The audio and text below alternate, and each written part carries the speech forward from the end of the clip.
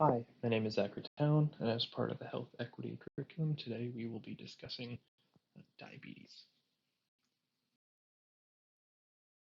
By the end of this curriculum, I should be able to define and differentiate type 1 from type 2 diabetes, describe the individual and public health burdens of diabetes, list the health risks associated with diabetes, describe some of the health inequities seen in various populations, explain the concept of carbohydrate content and counting your carbohydrates, and then demonstrate counseling skills in nutrition and exercise counseling. Just for a basic overview, diabetes broadly is a chronic condition that affects the way body metabolizes sugar, so it's abnormal carbohydrate metabolism, and it mainly involves the pancreas.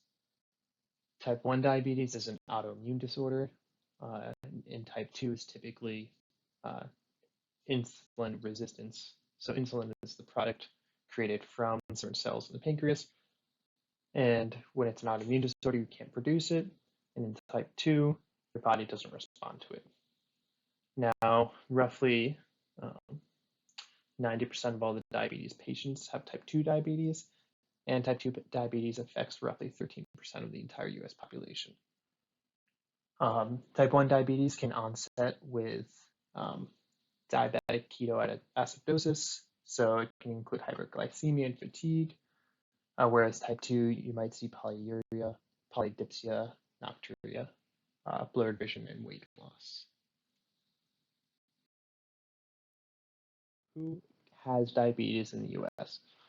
So about 34 million people have diabetes, 26.9 million are diagnosed, and 7.3 million are undiagnosed. And in addition, another 88 million, have prediabetes. And so that equates to almost 35% of the population. And if you look on the graph to the right, from 1958 until 2015, it's been on a pretty steady upward climb, which is pretty indicative of how a few different factors, like we'll discuss, like our diet and exercise, have been going as well.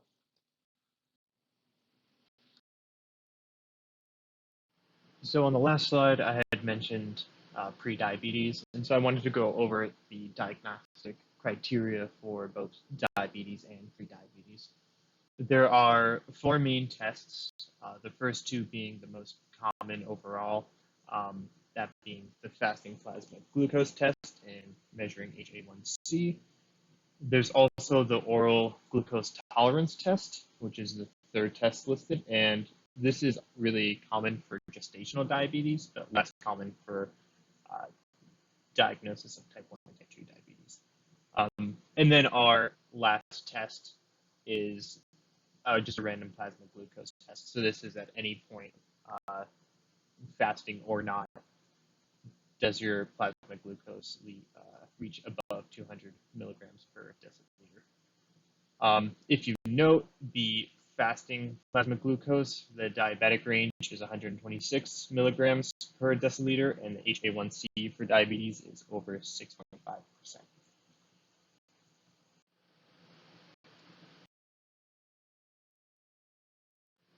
So along the idea of establishing diagnostic criteria, I wanted to show this graph that's coming out of the paper from 2012 that's showing the mortality hazard ratios. This is particularly for cardiovascular for the first three charts, but then all-cause mortality. And if you look, it's describing hemoglobin, A1C, or just baseline glucose levels.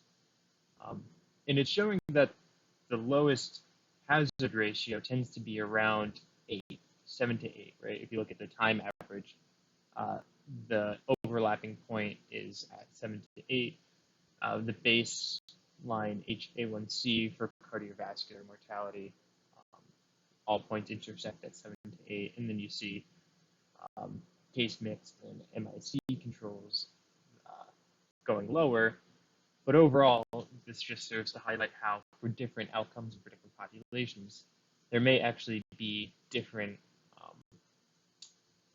set points in like levels that you're trying to get your patients to control down to for either glucose or hemoglobin H1C. I think that's just important to bear in mind when helping your patients control their diabetes. So we're going to go over some economic numbers to really talk about diabetes as well. So overall, um, those who have diabetes typically have a 2.3 greater cost for healthcare compared to non-diabetics. And within the US health system, $1 in $7 is spent to treat diabetes and complications. People diagnosed with diabetes incur an average medical expenditure of $16,752, and roughly 9,600 of that is attributed directly to diabetes. And so this is just astounding how much it can cost for individuals. And now overall, the numbers only really get worse. The total cost to treat diabetes is $372 billion per year based off data from 2017. And it increased by 82 billion in just 5 years. And that includes $237 billion in direct medical costs, which could be like inpatient hospital care, prescriptions, diabetic supplies, and physician visits, and another 90 billion in indirect costs, and that can include absenteeism from work, reduced productivity, not being able to work, disability, and early mortality. So it quickly adds up.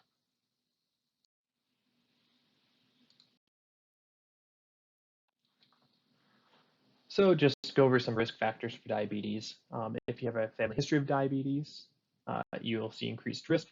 If you have a first degree relative, it's 2 to 3 times higher. And if you have a first degree relative on both sides, maternal and paternal, the risk is 5 to 6 times higher. As far as ethnicity and race go, the relative risk compared to white people is higher for Asians, Hispanic, and Black people. The numbers provided on the screen. And then obesity tends to be the strongest predictor for diabetes prevalence when you're comparing age and race/ethnicity. And this is more of a causative factor because obesity is known to contribute to insulin resistance, so therefore contribute to type 2 diabetes. So as far as lifestyle factors, being sedentary increases your risk, and this is even without the weight gain. Smoking increases, so you have a 1.4 relative risk, and there's a dose-dependent response, so the more you smoke, the greater the risk. And then interestingly enough, sleep duration is also there. Not sleeping enough and sleeping too much both have higher incidences of developing type 2 diabetes.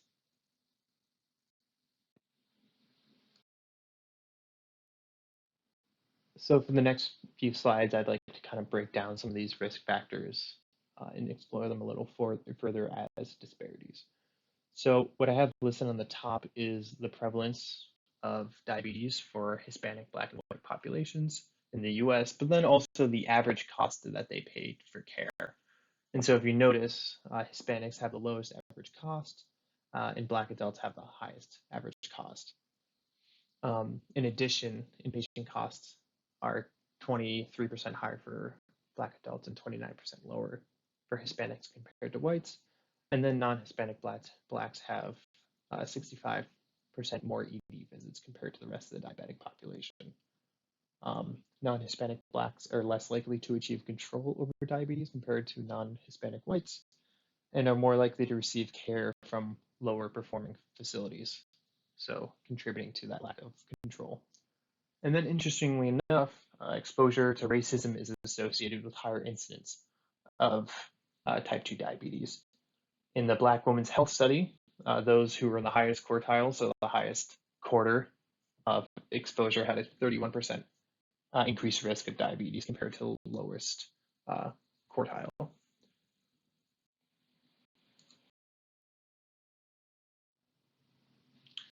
So I thought it was worth exploring how insurance affects the incidence and prevalence of diabetes. And for background context, 67.3% of medical care is covered by the US government.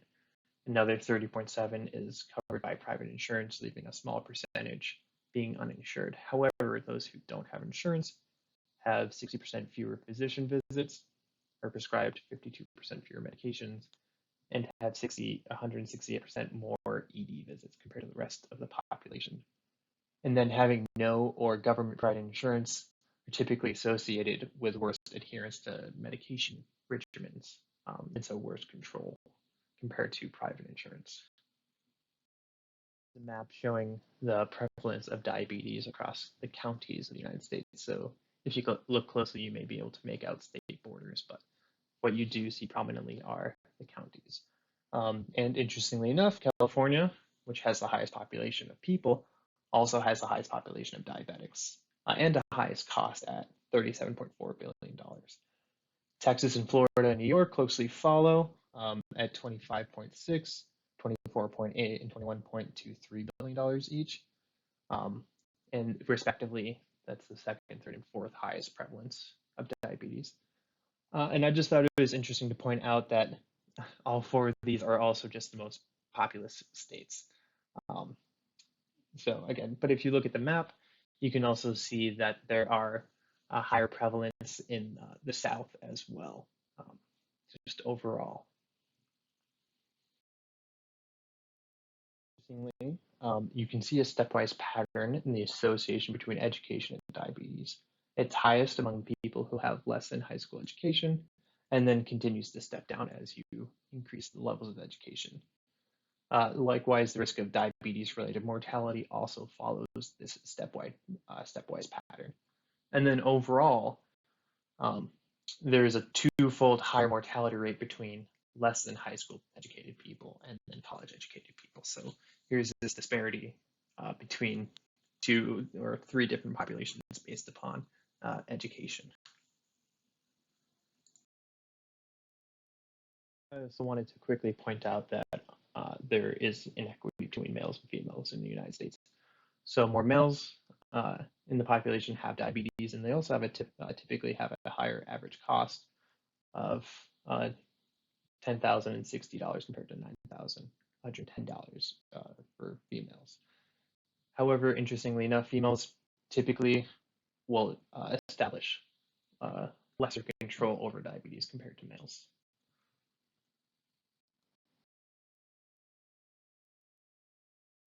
And if we're considering sex, I also wanted to consider age. So here's a breakdown of healthcare expenditures attributed to diabetes for the US population based upon age.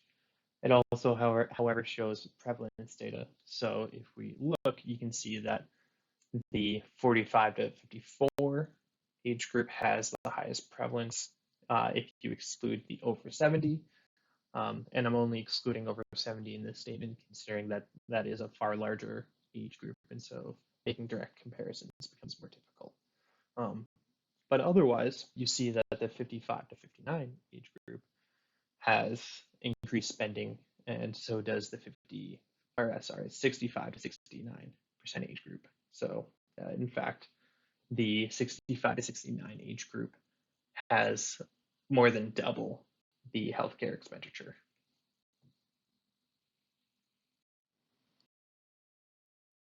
When you take diet into consideration, following the quote-unquote Western diet, which is a higher consumption of meats, dairies, and sweets, you see that there's a relative risk of 1.6. Again, having obesity and following the Western diet, the relative risk jumps up to 11.2 times higher.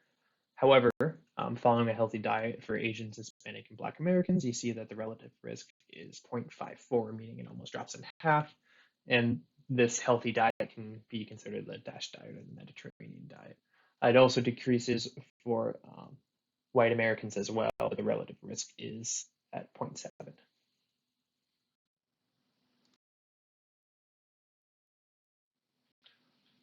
Now, there are a multitude of factors that we haven't mentioned yet. The last one I just want to hit upon is food access. So we can think of your food environment as being accessibility, availability, affordability, and quality of food around you. Having higher access to food is generally associated with lower type 2 diabetes in the metro and non-metro areas. Having availability of full service restaurants and grocery stores and lower availability of fast food restaurants and convenience stores is associated with lower diabetes rates as well. It makes sense that the higher availability of fast food is associated with a higher risk of diabetes. And we can see that within zip codes with better access to grocery stores typically have a lower risk of diabetes as well. And then within communities that lose their supermarkets, we can typically see a worsening of HA1C outcomes. About 20% of diabetic patients have food insecurity, meaning they can't provide food at all times for all peoples in the household, and this contributes to poor diabetes management. This can incentivize calorie-dense, nutrient-poor foods, and likewise, it can force increased spending on food over other necessities like medication, again, contributing to poor diabetes management. So this graph is here to just mention some of the chronic complications of diabetes. There's certainly a very wide gambit, but some of the common ones include neurological disorders, peripheral vascular disease, cardiovascular disease, renal failure, metabolic syndrome, which is a combination of diabetes and hypertension, and a few other syndromes like dyslipidemia, ophthalmic conditions like glaucoma, and obviously others. Um, about 54% of renal disease deaths are attributed to diabetes, and 28% of cerebral vascular diseases are attributed to diabetes. And then just overall, 16% of cardiovascular disease is attributed to diabetes. So this is something that plays a larger role in the health of our patients. The last slide showed you the complications of diabetes based off relative costs, which sure is helpful, but we're physicians. We're not necessarily thinking of cost as our first concern. So I want to go through and show the prevalence of complications as percentages. So if you're looking at this graph, you see that, again, there's this wide span of complications: heart attack, chest pains, heart disease, heart failure, stroke, kidney disease, foot problems, eye damage. And I just wanted to run through a few statistics relative to each of them. So if you look at cardiovascular disease, this accounts for 65% of all deaths in people with diabetes. They're at a 2 to 4 times higher risk of mortality due to heart disease, 2 to 4 times higher risk of stroke, and about 70% of all people with diabetes have high blood pressure or are being treated for high blood pressure. Your peripheral arterial disease, you'll see 3.3 per thousand people with diabetes have it, which is higher prevalence than the rest of the population. For eye damage, you'll see up to 10,000 cases of blindness per year due to diabetes. It's one of the most common complications, and it's largely preventable. About 90% of these cases are preventable. As far as kidney damage or neuropathy, we see this increasing prevalence as the diagnosis for diabetes is increased, meaning time spent with diabetes increases risk of kidney damage. Diabetics account for about 44% of new cases of end-stage renal disease. And then over 150,000 cases with end-stage renal disease due to diabetes receive a transplant or are on dialysis, both of which have notable complications for daily living. As far as peripheral neuropathy, which isn't really listed here, 30 to 50% of people with diabetes will experience diabetic peripheral neuropathy. So this is pain in the limbs due to damage to their nervous system. And then about 11 to 32% of people with polyneuropathy will have neuropathic pain. So this is a more persistent pain syndrome. And then finally, listed as foot problems here, but I think more accurately described as lower extremity amputations and diabetic ulcers. About 15% of people with diabetes will have a lower extremity amputation surgery, so non-traumatic, over their lifetime.